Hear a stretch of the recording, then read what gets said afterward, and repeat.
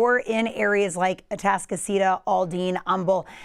You've been hearing that now for about an hour, hour and a half. But these are brand new areas. If you're in Hunters Creek, here's Roslyn going into Jersey Village. Notice the Galleria, potentially Bel Air, into West U. All areas that haven't seen much activity, starting to see some lightning right now. So this is a brand new update for you. Notice some of the lightning starting to spill on into areas just south of the city as well. What's going to happen now through about 10 o'clock this evening? We're just going to continue to see these thunderstorms develop in even new areas. Now, where we've been tracking rain over the past 2 hours, flood advisory in effect. This is until 9:15. Notice the cities that this includes.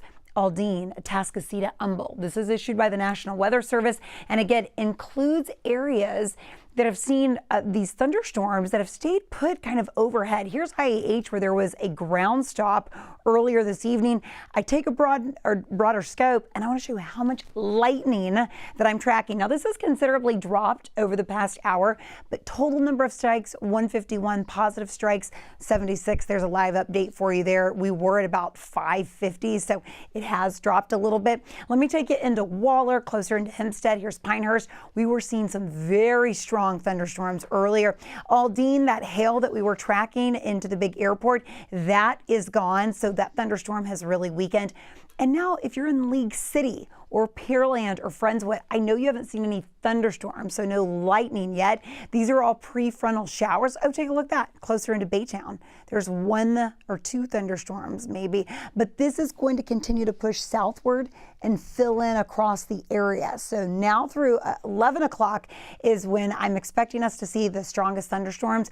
Even though they're weakening on the north side, won't be the case all areas. Notice Bunker Hill Village here. This is really starting to get concentrated and into portions of 290 there.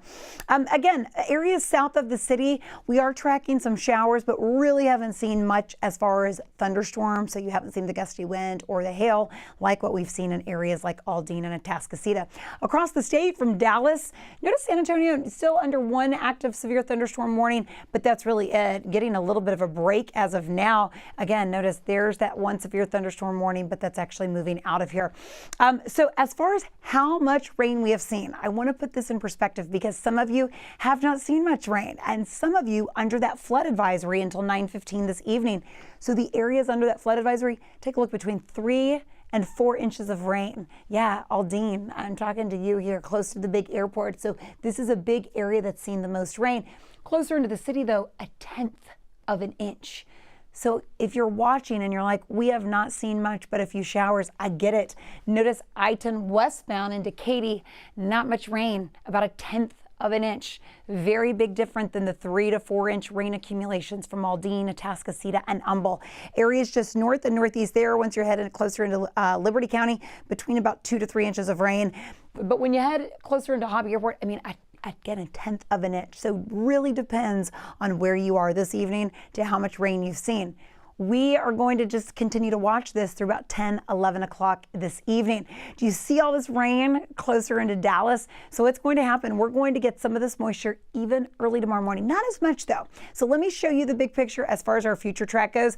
I'm looking at the best rain chance really peaking between about 9 to 10 p.m. So right now, through 10 to 11, we're under that active weather impact alert. And then by midnight, it just completely drops off overnight. Our future track is showing the exact same thing. 7 o'clock this evening, still tracking those thunderstorms. And this is really lining up fairly accurate here across the northeast side of town. Then as we get into about 8:30, closer into 9 o'clock, watch these thunderstorms building in from the west, continue to slide west to east. Now, these move pretty quickly. I'm not expecting these to stall out by 10:30 this evening. Notice how a big part of these thunderstorms are already moving east. And then by about 11 to midnight, that is it for the rain. We stay dry overnight. Tomorrow morning, this is a look at 3:30. Most of you are sleeping. I know, maybe a little spotty shower, but that's it. If the kiddos have any games that are scheduled tomorrow, if you get up early for church, maybe you'll be dodging a few showers, but that's it. I'm not expecting any severe weather, especially early.